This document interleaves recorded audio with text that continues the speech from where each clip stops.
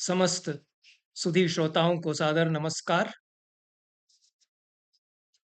मई के महीने का तीसरा सप्ताह हमारे पिता आचार्य गोकुल प्रसाद त्रिपाठी के पुण्य स्मरण तथा तत्संबंधी कार्यक्रमों में प्रायः व्यतीत हुआ। 15 मई को राजगढ़ जिले में, जहाँ पर पैतृक निवास हम लोगों का रहा है, आचार्य गोकुल प्रसाद स्मृति चिकित्सालय में धन्वंतरी जयंती तथा आचार्य गोकुल प्रसाद त्रिपाठी की स्मृति में का स्वास्थ्य शिविर का आयोजन किया गया। तत्पश्चात 16 मई को भोपाल में दुष्यंत कुमार स्मारक पांडुलिपि संग्रहालय में आचार्य गोकुल प्रसाद त्रिपाठी स्मृति व्याख्यान माला की 18वीं कड़ी और उनकी दुर्लभ पांडुलिपियों के समर्पण का कार्यक्रम आयोजित किया गया। इस अवसर पर पत्रकार और कवि श्री अशोक दुबे ने आचार्य गोकुल प्रसाद त्रिपाठी पर एक सारगर्भित वक्तव्य दिया। श्री अशोक दुबे विप्रवाणी नाम से पत्रिका निकालते हैं और इस पत्रिका का गोकुल कुल कौमुदी विशेषांक में हमारे पिताजी पर केंद्रित निकाल चुके हैं। श्री अशोक दुबे ने अपने वक्तव्य में इस बात को रेखांकित किया कि आचार्य गोकुल प्रसाद त्रिपाठी का जीवन अनेक संघर्षों में और अनेक चुनौतियों का सामना करते हुए व्यतीत हुआ। जैसी मेरी भी जानकारी है, आचार्य गोकुल प्रसाद त्रिपाठी जी हमारे पितामह पितामह श्री राम प्रसाद त्रिपाठी जी की छठी संतान थे। हमारे ताऊ जी श्री रामकृष्ण त्रिपाठी के अतिरिक्त 4 बुआएं उस समय हो चुकी थी और हमारे पिताजी के जन्म के बाद भी और संतानें हुई। पिता का स्नेह बड़े बेटे पर कदाचित अधिक रहता है। इस नाते हमारे ताऊ जी को उच्च अध्ययन के लिए कानपुर भेजा गया हाई स्कूल पास करने के बाद, और उन्होंने डीएवी कॉलेज में, जो कि अत्यंत प्रतिष्ठित संस्था है उत्तर क्षेत्र की, उसमें अध्ययन किया। वे बताया करते थे कि मुंशीराम शर्मा सोम, जो हिंदी के जाने माने आचार्य हैं, वो उनके गुरु थे। अंग्रेजी के भी अच्छे शिक्षक उनको मिले, इसलिए उनकी अंग्रेजी बहुत बढ़िया थी। बड़ी नफीस अंग्रेजी वे बोला करते थे। हमारे पिताजी ने जब हाई स्कूल किया गया, तब कदाचित उनसे कहा गया कि अब वे नौकरी कर लें। कदाचित घर की बहुसंपत्तियों के कारण जैसी स्थिति थी, उसको देखते हुए, इसलिए 10वीं पास करने के पश्चात हमारे पिताजी ने क्लर्क की नौकरी की, 10 रुपये प्रति माह के वेतन पर। उसके बाद उन्होंने स्कूल में शिक्षक की नौकरी की और नौकरी करते हुए उन्होंने स्वाध्यायी छात्र के रूप में बीए किया प्रथम श्रेणी में आगरा विश्वविद्यालय से। फिर एमए भी उन्होंने किया प्रथम श्रेणी में आगरा विश्वविद्यालय से ही। साहित्य रत्न की परीक्षा उन्होंने दी, अन्य भी परीक्षाएं में उत्तीर्ण हुए, सभी में प्रथम श्रेणी उन्होंने प्राप्त की। उनके जीवन के 3 स्तर में समझता हूं कि रहे हैं। एक सांसारिक, पारिवारिक और व्यवहारिक जीवन उनका है, जिसमें वे संसार में अपने सारे संबंधों के ताने बाने को निभाते रहे, परिवार के लोगों की साल संभाल करते रहे, अपनी संतानों की परवाह करते रहे। हमारी बुआएं, 4 बुआएं शेष रहीं, कुछ काल कवलित हो गईं। चारों को घर पर ला करके रखते थे, ध्यान उनका रखते थे, अपने बहनोइयों का भी मान सम्मान करते थे। भावना प्रवण वे सदैव रहे, स्नेह प्रवण भी रहे, सबका ध्यान वे रखा करते थे। सांसारिक और व्यवहारिक स्तर पर नौकरी, घर-बार, मित्र मंडली, इन सब के साथ निर्वाह उन्होंने किया। एक दूसरा स्तर उनके जीवन का उनका विद्या जीवन, एकेडमिक लाइफ या बौद्धिक जीवन कह सकते हैं। निरंतर स्वाध्याय वे करते रहते थे। जितना जो कुछ हमने बचपन से उनको देखा, पुस्तक पढ़ने का व्यसन उनको था। विद्यालय में जब वे रहे, प्रधानाचार्य भी रहे, महाविद्यालय में वे प्राध्यापक रहे, तब भी वे निरंतर स्वाध्याय करते रहते थे और पुस्तकें पढ़ने का व्यसन उनकी संतानों में, हम लोगों में, उन्हीं से संस्कार के रूप में आया। साहित्यिक संस्कार उनके थे, वैष्णव परिवार था। अपने पिताजी से, हमारे पितामह से भागवत आस्था उनको प्राप्त हुई। स्तोत्रों का गायन हमारे पितामह बहुत सुंदर रूप में करते थे। विष्णु सहस्त्रनाम का प्रतिदिन प्रातः पाठ करते थे। संस्कृत भाषा के प्रति संस्कार भी उनको वहाँ से प्राप्त हुआ। पर संस्कृत भाषा का, संस्कृत साहित्य का अध्ययन अपने ही परिश्रम से उन्होंने किया, तो प्रवीणता उसमें प्राप्त की। बीए में प्रथम श्रेणी में आने पर इंदौर के किसी ट्रस्ट के द्वारा उनको कई पुस्तकें उपहार स्वरूप दी गईं। वे पुस्तकें घर में रहती थीं। मैं भी उनको उलट-पुलट करके देखता था या पढ़ता भी था। तो प्रत्येक पुस्तक पर हाशिए पर पेंसिल से नोट्स लिखे हुए हमको मिलते थे। अंडरलाइन की हुई पंक्तियाँ हर पृष्ठ पर मिलती थीं, जिससे लगता था कि हर पुस्तक को हमारे पिताजी ने प्रति पंक्ति पढ़ा है। नोट्स भी वे पढ़ कर के बनाते रहते थे। स्कूल में सेवा करते थे तब भी, महाविद्यालय में जब प्राध्यापक हो गए, जब कोई परीक्षा नहीं देना होती थी तब भी निरंतर नोट्स बनाते रहते थे। और बड़ी विशाल आकार की नोट्स बुक उनकी पांडुलिपियों में प्राप्त हुई। साहित्य अध्ययन और साहित्य सेवा उनका व्यसन रहा। 5 भाषाओं में उन्होंने रचना की, संस्कृत, हिंदी, अंग्रेजी, उर्दू और मालवी। मालवी की कविताएं उनकी हमने सुनी पर प्राप्त नहीं हुई, केवल एक कविता प्राप्त हुई है। उर्दू के लगभग 300 शेर उनके, जो कि प्रकाशित हो चुके हैं। हिंदी में अनेक कविताएं, लोकप्रिय कविताएं बहुत सारी थीं, पर वे काल कवलित हो गईं। संस्कृत में बहुत सी कविताएं और लेख और पांडित्यपूर्ण निबंध, कुछ पुस्तकें, ये सब उन्होंने साहित्य सेवा करते हुए अपार साहित्य रचा। यह उनके जीवन का दूसरा स्तर रहा है। सांसारिक व्यवहारिक, जिसको एम्पिरिकल कहते हैं, उस स्तर के ऊपर एक विद्या जीवन, बौद्धिक जीवन, बौद्धिक चर्चाएं, संगोष्ठियों में भाषण देना, वक्तृत्व कला के द्वारा सरस्वती की साधना, ग्रंथ लेखन के द्वारा, काव्य रचना के द्वारा सारस्वत सपर्या, वे आजीवन करते रहे। अपने जीवन के अंतिम क्षणों तक वे यह करते रहे। एक तीसरा स्तर उनके जीवन का है, जो कि वो अध्यात्म लोक है उनका। वे एक स्तर पर भक्त हैं और स्तुति काव्यों की रचना भी करते रहे हैं। एक स्तर पर वे ज्ञानी भी हैं और श्री अरविंद के साहित्य का उन्होंने गहरा अध्ययन किया। अरविंद के दर्शन से प्रभावित भी हुए। थियोसॉफिकल सोसाइटी, उसके भी सदस्य वे रहे और थियोसॉफिकल सोसाइटी की बैठकों में वे भाग लेते रहे। बाद में श्री राम शर्मा के गायत्री शक्तिपीठ के मूवमेंट से भी वे जुड़े। अनेक लोगों को उन्होंने अध्यात्म के पथ पर प्रेरित किया। इस रूप में उनका स्मरण एक संत और अध्यात्म साधक के रूप में, जिस नगर में अंतिम वर्ष उन्होंने अपने जीवन के बिताए, किया जाता है। कोई व्यक्ति अपने साधनामय जीवन से एक परिवेश, एक वातावरण बना देता है, इस रूप में उसकी स्मृतियां, पावन स्मृतियां सुरक्षित रहती हैं। इसके भी एक मूर्तिमान उदाहरण आचार्य त्रिपाठी रहे। कोई व्यक्ति आपाततः ऊपरी तौर पर बहुत साधारण लग सकता है, साधारण में असाधारणता छिपी रहती है।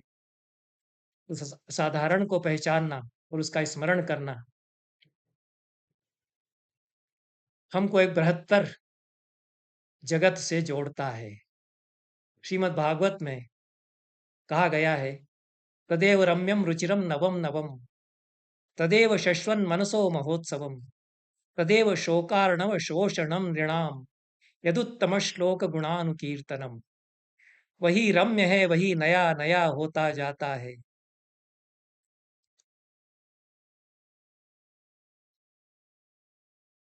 तदेव रम्यं रुचिरं नवं नवं, तदेव शश्वन् मनसो महोत्सवम्। वही रम्य होता जाता है, वही रुचिर नया नया होता जाता है, वही मन के भीतर उत्सव बनता चला जाता है, वही शोक के महासागर को सुखाता चला जाता है। यह जो उत्तम श्लोक, उत्तम कीर्ति वाले लोगों का यशो गायन, उनके गुणों का गायन किया जाता है।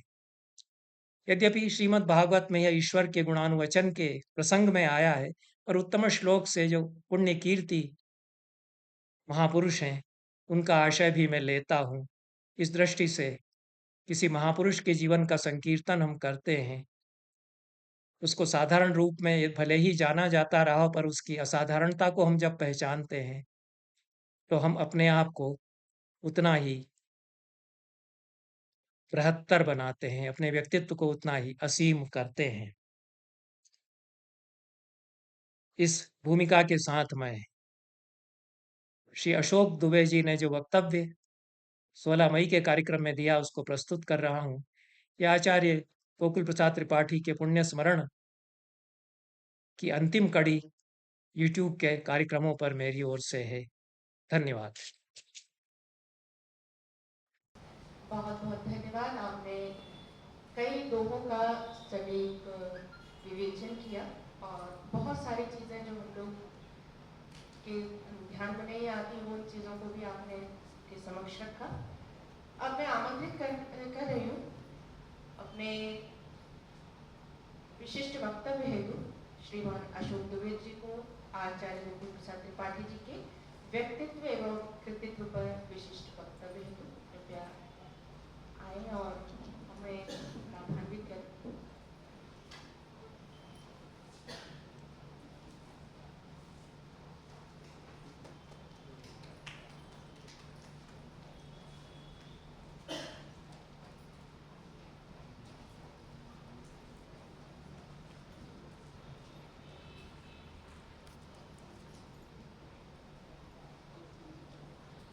शारदा शारदाम्भोज वदना वदनाम्बुजे, शारदा शारदाम्भोज वदना वदनाम्बुजे, सर्वदा सर्वदास्माकं सन्निधिं सन्निधिं प्रिया।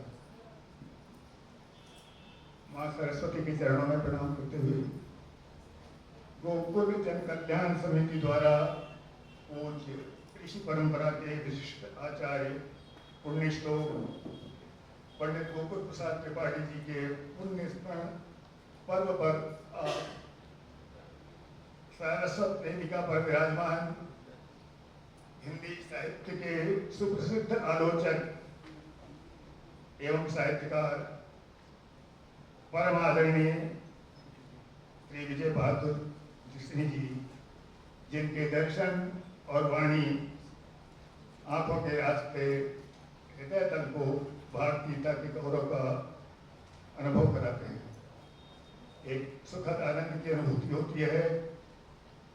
देववाणी संस्कृत की विशिष्ट धारा के विद्वान, मनीषी, आचार्य, केंद्रीय संस्कृत विश्वविद्यालय के निदेशक प्रोफेसर रमाकांत जी पांडे, जो अपने पितृवत स्नेह और गुरुत्व के मार्गदर्शन से छात्रों में अध्ययन की जिज्ञासा जागृत कर उन्हें उज्जवल भविष्य की ओर प्रशस्त करते हैं। मुझे आज भी उनकी एक पंक्ति स्मरण है, जब वे प्रवाणी के लोकार्पण के समय और उन्हें सरस्वती सम्मान से भूषित किया गया था, तो उन्होंने कहा था कि उनके गुरु ने पांडे जी के जीवन में प्रेत जगा दिया था। ऐसे ही पांडे जी अपने छात्रों के जीवन में प्रेत जगाते हैं। परम सौभाग्यशाली पिता स्वर्गीय आचार्य प्रसाद त्रिपाठी के पुत्रत्व को सार्थक करते पित्रार्जन की अनूठी परिकल्पना को अपने शिव संकल्प से साकार करते उनके सुयोग्य सुपुत्र आचार्य राधा वल्लभ जी त्रिपाठी, जिनका चिंतन मनन अध्ययन वैश्विक जगत में सर्वत्र अभिनंदनीय और स्तुत्य है, जिनका अनन्य ममत्व मुझे सदैव छत्र छाया की आश्वस्ति प्रदान करता है। पूज्य माता जी,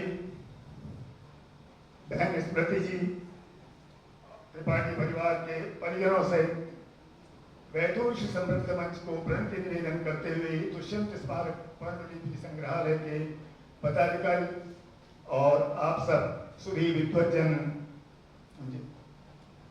आपकी साक्षी को सादर प्रणाम करते हुए मैं ऐसा मानता हूँ कि मुझे किंचन के लिए यह अवसर महान ऋषि परंपरा का साक्षात प्रसाद ही है, जो मुझे पुनः पुनः धन्यता की अनुभूति करा रहा है।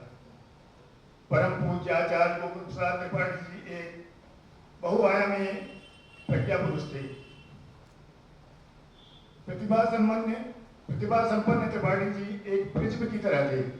विज्ञान के छात्र जानते हैं कि प्रिज्म क्या होता है।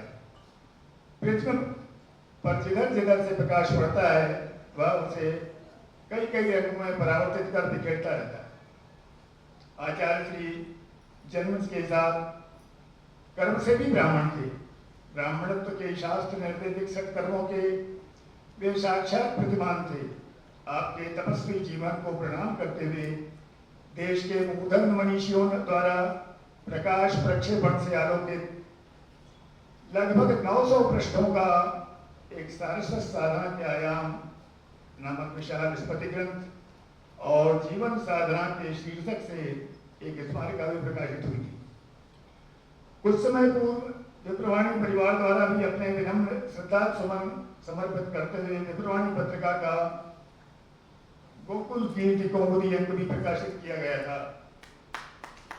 आपकी पुण्य स्मृति को समर्पित विगत 18 वर्षों से निरंतर एक सारस्वत व्याख्यान माला का आयोजन होता रहा है,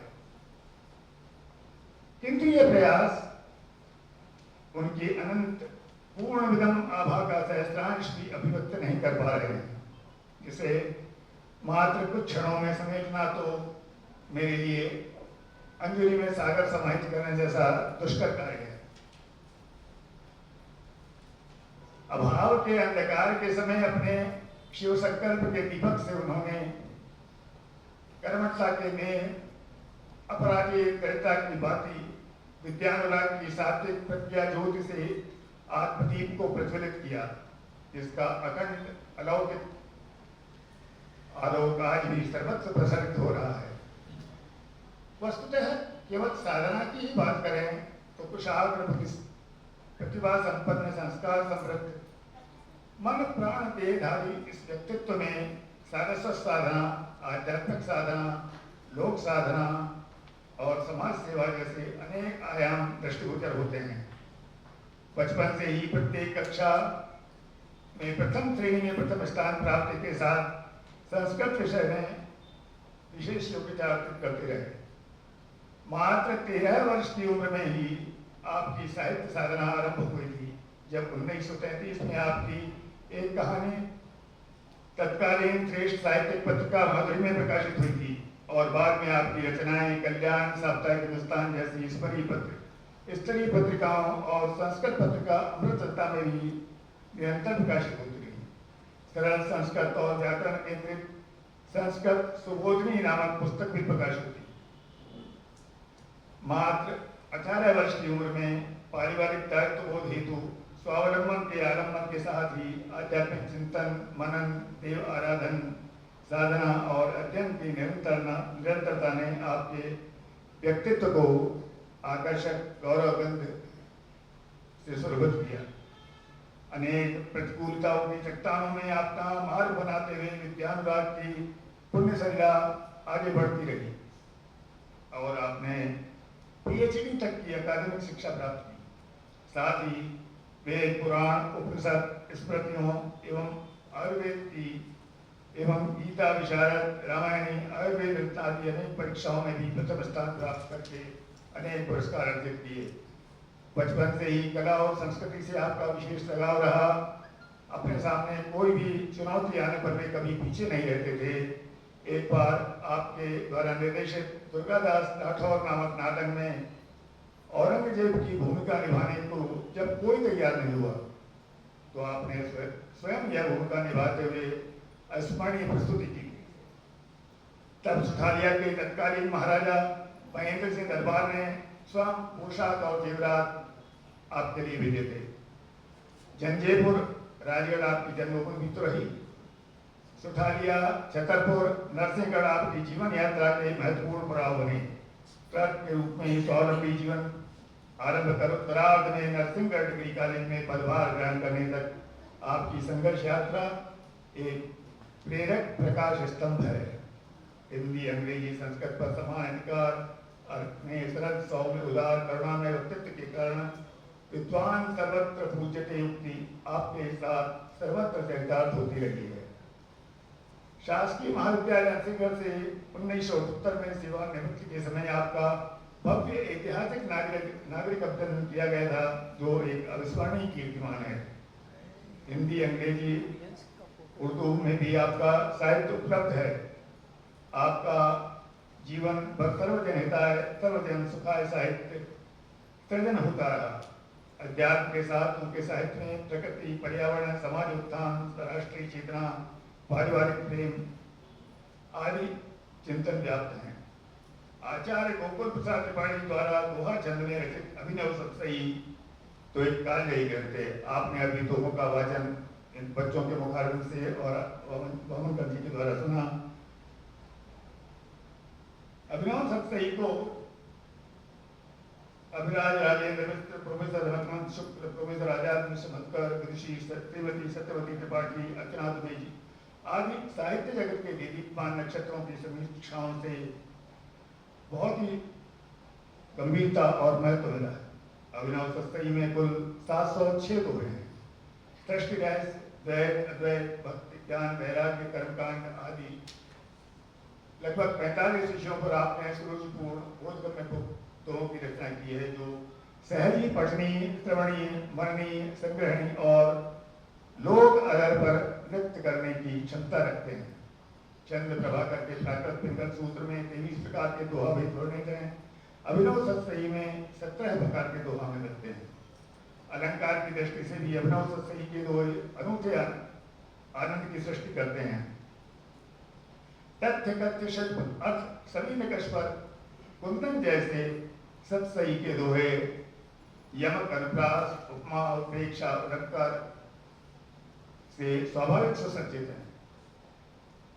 इस तरह अभिनव सत्सई आधुनिक हिंदी साहित्य की एक अत्यंत महत्वपूर्ण जीवन उपयोगी शिक्षा प्रकृति बन गई है। आपने श्री हर्ष के रूपक नामक शोध ग्रंथ के रूप में अपनी प्रतिभा का परिचय दिया था, जो संस्कृत परिषद सागर विश्वविद्यालय से प्रकाशित हुआ। आपकी रचनाओं में संस्कृत स्तोत्र, हिंदी दोहे, कविताएं, गद्य रचनाओं का लालित्य, उर्दू के कलाम आदि गहन ज्ञान और सामाजिक चेतना की व्यापक दृष्टि है। श्रीमद् भागवत, गीता, रामायण, उपनिषद, अरविंद दर्शन आदि आत्मसात होकर आपके आचरण में समाहित हो गए थे, जो आपके साहित्य में पग पग पर उपलब्ध होते हैं। गीता, भागवत, रामचरितमानस